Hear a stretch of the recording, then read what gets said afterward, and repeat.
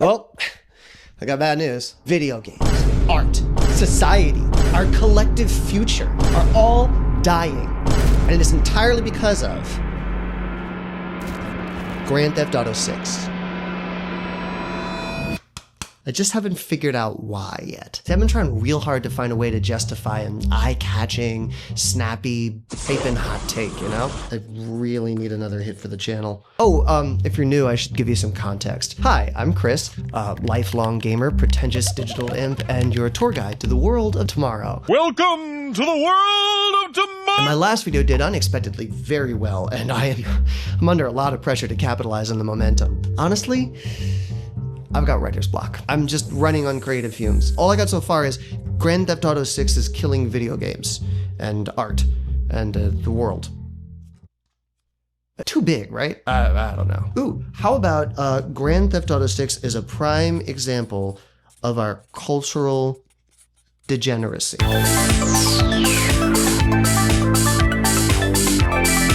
Nah. It was worth a shot though. I don't know if you've noticed, but a fairly reliable way to be successful on the internet is to pick a popular thing and then get mad about it like it's super fucking important. You don't even have to do any kind of critique of the popular thing. You just have to say things that you notice about it in an angry tone. Using the oldest, timiest Universal logo you could find to, I guess, pay tribute to when The Wizard of Oz came out, maybe? It's stupid, regardless of the reason. Oh, and bonus points if you make it bigoted in some way. Ugly or with excessively masculine features. I mean, you've seen this. DEI is ruining our movies and our TV and our games. The only things left to comfort us in a dying world. Ooh, you know, maybe I do a video on that. You know, on how games are only being ruined by politics insofar as too many influential losers, Elon Musk being one of them, have decided to use them as a vector to radicalize young men to thinking that they're part of some holy crusade against wokeness or, you know, whatever. Grand Theft Auto 6 is only important because sad men insist upon it.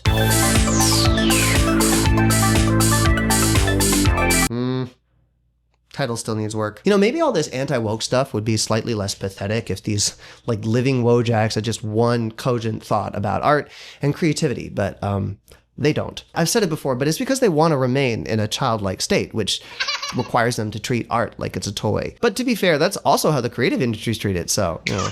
Okay, yeah, you know what? Whatever, this is the video. Whatever, I'm out of ideas. Grand Theft Auto 6 ruined an entire generation of young men. You know, I think I'm finally realizing that not everything I do has to be some meta commentary or long-form satirical critique. I mean, you gotta keep up with the algorithm's demands. So don't worry, I'm definitely gonna stay on topic this time. This won't be another one of my videos with a deconstructive twist that transcends the subject even as it subverts it. I'm sorry, I know I should trust you to be able to pick up on subtext, but I don't. Oh, it's not you, it's me. Well. Huh. Yeah, it's a better title. So look, I don't know if you noticed, but there's a particular kind of rage bait that works very well on me personally. Anti-DEI content has a direct line to my inner rage for a few reasons. For one, I always felt that games were a really great artistic medium, and that gets devalued every single time one of these guys throws a... But mostly the thing about this kind of stuff that really gets me going is, to me, it signals that we've reached a new level of internet slop, where people don't even feel the need. I mean, it used to be that if you wanted to be public-facing and racist, you kind of had to pretend that you weren't, or you had to put some spin on it that either made you sound superior intellect that leads me to believe in the founding of a white ethno-state. What's racist about that? It's just that I personally don't believe in gender ideology. Men are a certain way and women are a certain way. You know, not ideological. I'm not sexist, I'm traditional. Say it with me now. It's about ethics and games. You know, some deference was being paid to rationality by pretending to be rational. I think GTA6 is going to be safe, not sanitized. What matters is inclusiveness and diversity. What really pisses me off Just get ready, because you know some gay, trans, bi. Talk to this guy in real life. He's like, There's so much violence in the world. We need to heal. another woman working on the game. Guys, I'm telling y'all, every single woman. Why is an old black woman making a fun of video game? Karens? In 2024, GTA has become the Karen. Well, who are the Karens of today? Is it not the people putting the pronouns? And if Rockstar doesn't satirize the LGBTQ community in their game, I think GTA 6 will end up being a bad piece of art, and it's not really going to resonate with gamers like past games did. Now, I want to be clear. I don't actually have anything against Andy Pants personally. In fact, I respect him because he managed to take a complete lack of creativity, combine it with hate speech, and then turn that into a successful YouTube channel. The American dream is alive. But don't call him a Nazi, okay? That's libtard stuff. He just thinks that Jews are engaged in a global conspiracy to replace white men. People just throw the word Nazi around these days like it doesn't mean anything. Of course, all of this stuff is dumb, but it's also super harmful. So you gotta call it out when you see it so that... I'm gonna take that again. Of course, all this stuff is dumb, but it's also super harmful. So it's important to call these people out when you see them spout off so that you... Of course, this stuff is dumb, but it's also super harmful. Of course, this stuff is dumb, but it's also super harmful. So it's important to call guys like this out when you see them. So I don't know. I mean, this doesn't feel right. I mean, I'm being honest. It just feels like a rush job. I don't know, man. This can't be the video. No. Yeah, stupid.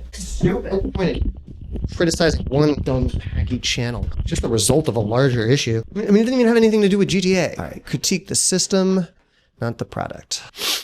System, not the product. Whenever I tell people that I make content on YouTube, they ask me how much it pays. Now, obviously, there's no standard salary for making content, but I regret to inform you that the answer basically boils down to less than you think. This isn't a complaint, by the way. I love what I do. I'm just setting something up, okay? Stop! Please let me go! I'm doing something! I know this all seems like a hard pivot, but it's gonna come together by the end, and you're gonna be like, whoa, even the bit in the beginning that was like a throwaway, it wasn't a throwaway, and it was in service of the larger, you know. And I'll find a way to make it about Grand Theft Auto as I go along. It's all part of the process.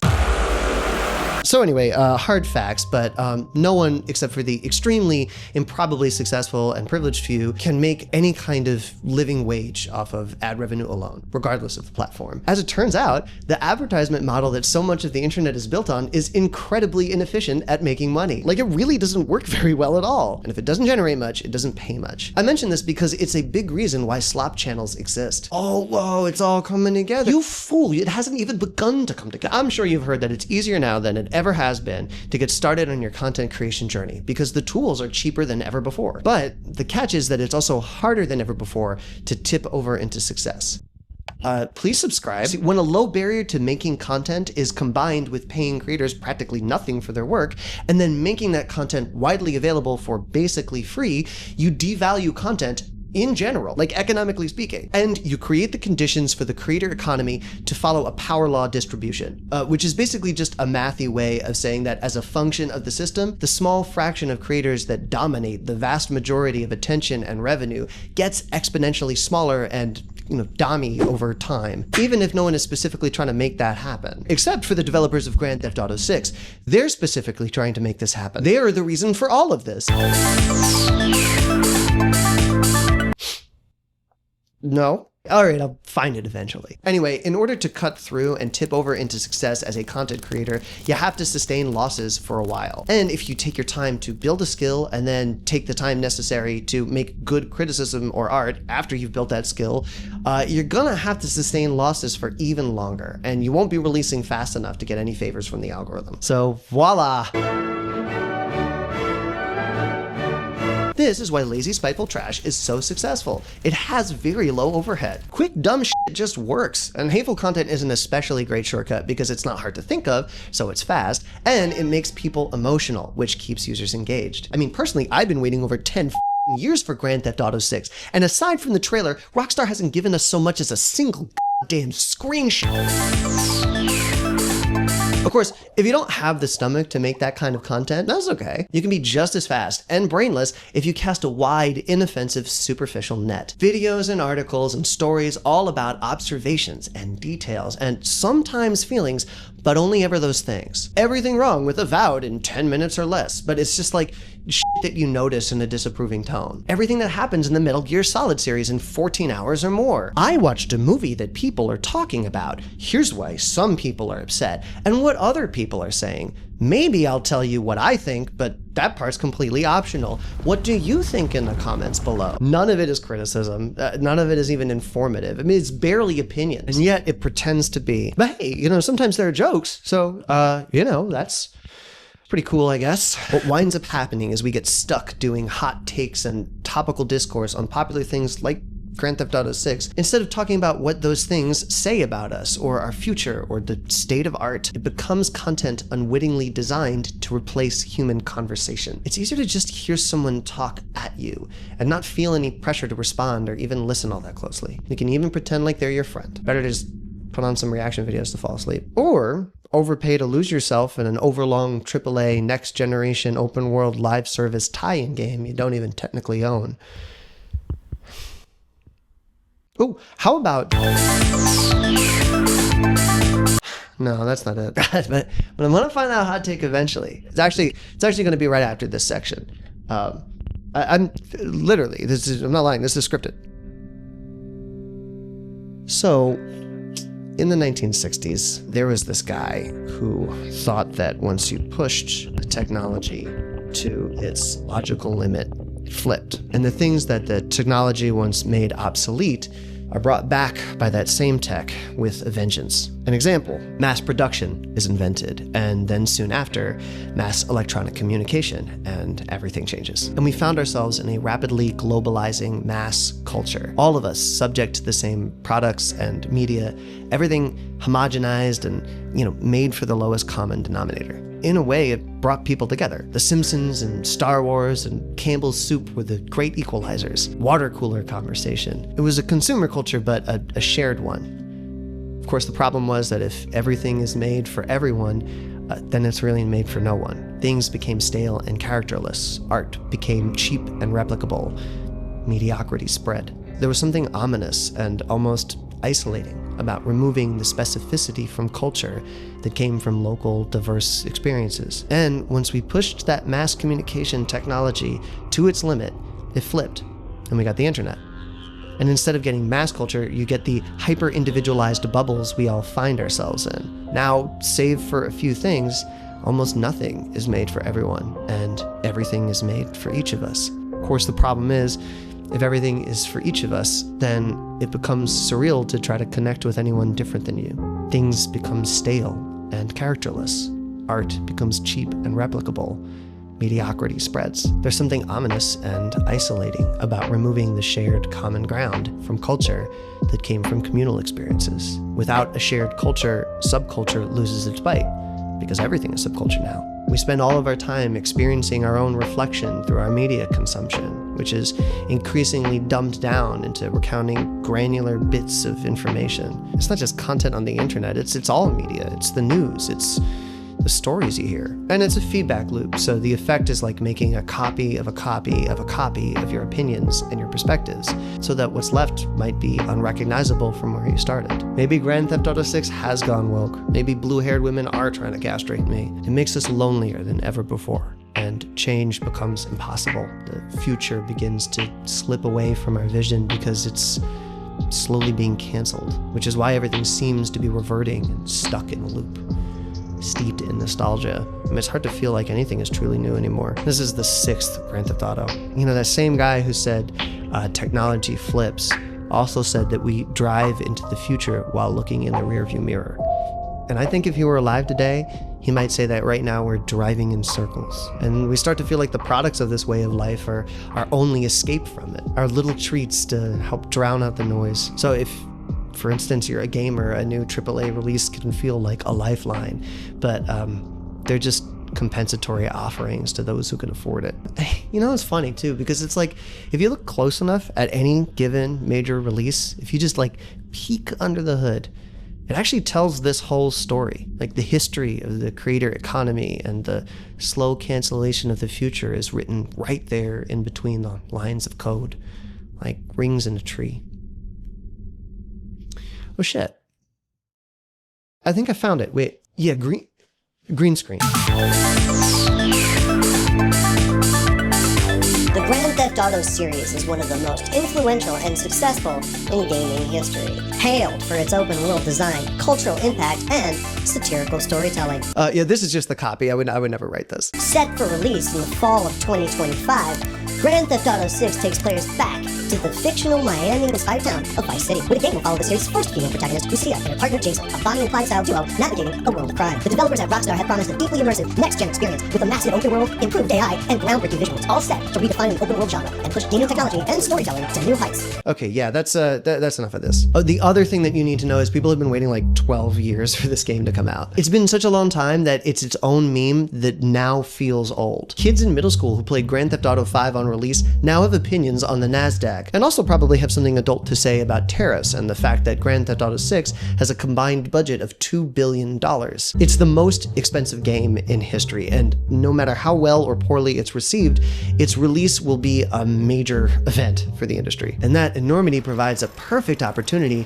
for developers and publishers to pivot that industry after years of laying the necessary groundwork. But wouldn't you know it, that shift only ever seems to be alluded to or passively acknowledged in favor of bite-sized packages of discourse that are never tied together, despite being separate elements to a larger story. The inclusion of AI in development, mass layoffs, price hikes, hell, even DEI initiatives. All these things tie together. But let's start with that penultimate one for a second. The base game of Grand Theft Auto 6 is rumored to be at least $100 at launch, as opposed to the traditional $60 or the more recent $70, and probably more with tariffs. The price hike is a move that's defended by the industry as necessary to cover the ballooning cost of development, which is somehow due to gamer demand, despite game companies posting record profits, and that's before taking into account their union busting and mass layoffs. But then again, if you adjust for inflation, $100 is roughly what it cost to buy a game back in the 90s, so people shouldn't really complain. Is a stupid thing that bad faith people say because that inflation adjustment doesn't take into account wage stagnation, purchasing power, or most significantly, the fact that the number of people who buy games now as compared to the 90s has exponentially increased. Not to mention the myriad of other ways game companies have found to squeeze money out of children by getting them addicted to gambling. But the price hike and mass layoffs aren't just a way to further an already insane profit margin. They're also a way to reduce carry weight as more and more companies in the industry jump on the AI bandwagon. This is why you're hearing more about developers shoehorning AI into games, Grand Theft Auto 6 included. They're buying up AI startups left and right, but it's not just about displacing artist labor, which is still absolutely a concern. It's also about trying to desperately find more use cases for specifically generative AI to drive speculative investment and increase shareholder value. Because remember, now they own those companies that would be valued higher if they come up with excuses for why generative AI is somehow good. So instead of NPCs having written dialogue and recorded voice lines, they'll just be walking chatbots. New art assets will be created by AI. We're already seeing the attempts at things like a completely AI-generated Minecraft and I think a Quake 2 demo. Jesus fucking Christ. Love discovering bold new ways to erase the human element from the arts. Somehow I just don't think that Chat NPC will ever decry the days of taking an arrow to the knee and hanging up his bow. I used to be an adventurer like you. Then I took say what you want about that meme, but it was a cultural artifact, and that was only possible because it was written by a human person. But hey, gotta raise that Nvidia stock price in these trying times. Which is another thing no one talks about, by the way, but while most gamers would tell you that Nvidia is a graphics card manufacturer, it's actually more accurate to call them an AI company that sells services to China.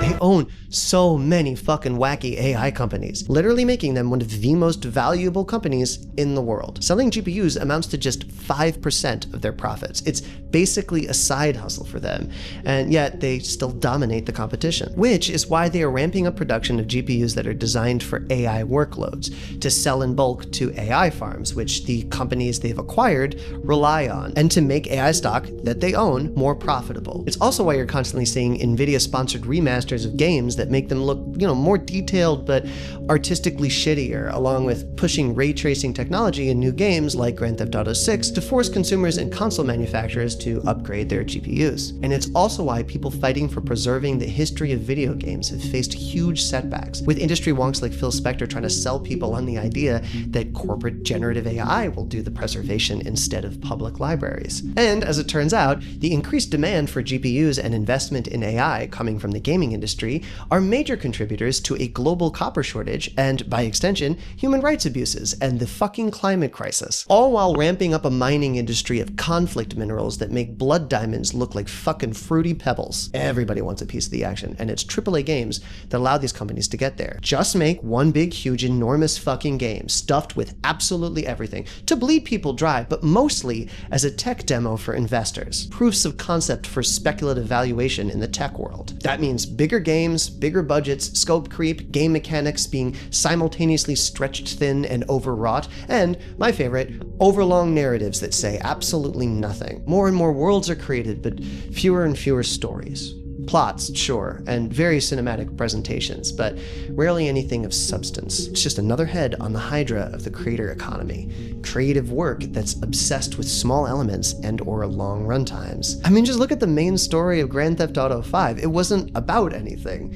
It had good dialogue and solid acting and a plot, but nothing to say. It was just a long procession of characters doing things. No one grew or devolved or even stayed the same as a way to illustrate a perspective. Rockstar just filled it with a bunch of wacky scenarios and stereotypes, some offensive and some benign, and then called it satire, which is an old trick. It invites you to project your own ideas on cartoonish scenes without Rockstar having to have a point of view. But Chris, what about the indie gaming scene, I hear you ask? That's a vast sector of the market full of low to mid-budget, artistic, creative, and innovative games. And that's true, but it's also increasingly being used as a proving ground for developers to be bought out by publishers and then gutted for parts. My point isn't that you can't find good art, or good art that's successful or popular. Of course you can, no matter where you look. I mean, that's why I like the video essay space on YouTube. I think it's much easier to find good art being rewarded. I wouldn't be doing this otherwise. That sounds like I'm saying I think I make good art. This is fine. We all know that this is fine. My point is more about where we're being pushed. Creative industries are all moving toward a model where everything is consolidated. And in the case of games, where individual releases become enormous shareholder presentations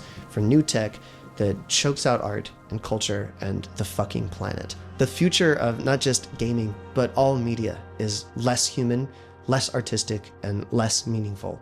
And in the face of all of this, all the vast majority of journalists and critics and content creators can manage to do is roll their eyes, sigh, and say, would.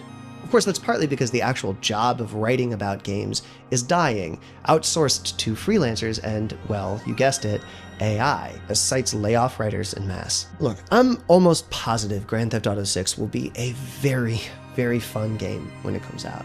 I'm sure it will be, but it's also an example of the kind of future that's being offered to us in art and every other aspect of life. An overstuffed, hyper-detailed world that pulls us in and spreads us so thin we start to disappear, figuratively and literally. This isn't just how video games die or art dies, it's how everything dies. It's an existential crisis that demands to be faced. I mean, literally do or die. That could be the beginning of the greatest story humanity has ever told.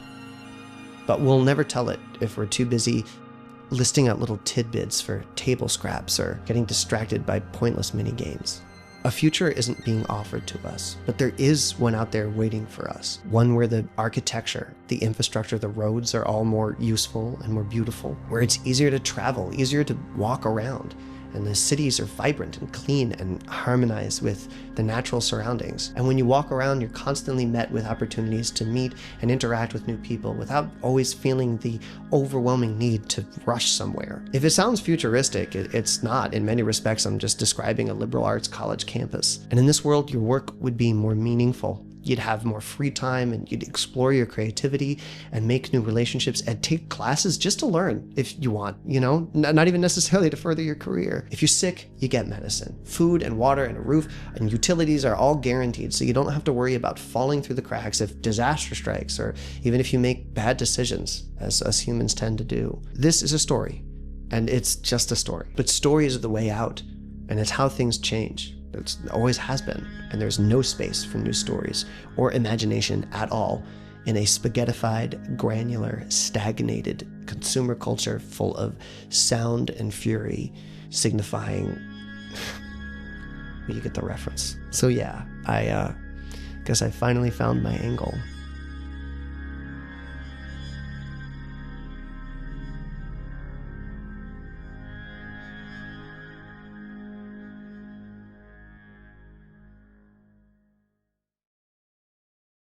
Okay, well, that's the end of the formal video, but I'm always a little worried about making you too depressed at the end of these things. And you're no good to me depressed, right? I can't have an army of sad henchmen. That's not a growth mindset. So I will leave you with some actionable advice, because I'm sick. It's a sickness, really. First, if you don't want the internet to be completely overrun by slop and mediocrity, pay your favorite creators if you have a few bucks to spare, even if it's not me. Platforms like Patreon have a lot to be criticized for, but supporting creators through those platforms help us pay our bills, invest back into the stuff that we make, but most importantly, it helps us take the time necessary to make something good. I don't know, maybe consider making me your sugar baby. I'm very bratty. Second, I've said this before, but I cannot say it enough. Be more intentional when consuming content. I'm not saying it's easy, but there is no shortage of quick, dirty dopamine to be found in this world. You don't need to go looking for it. Instead, go looking for art and work on keeping your critical brain active the entire time. No second screens. Before you know it, you'll metamorphosize from consumer to customer. And if that sounds a little bit like self-help advice,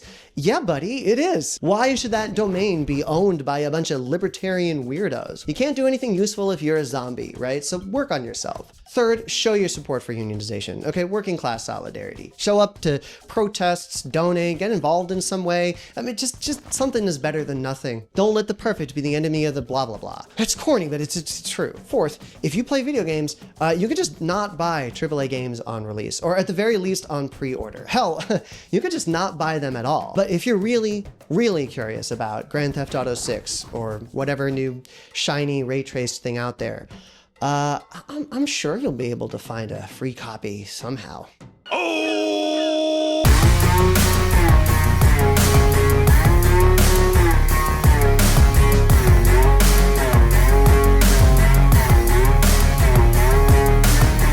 It's not begun to come together. Oh, don't do that, Chris. That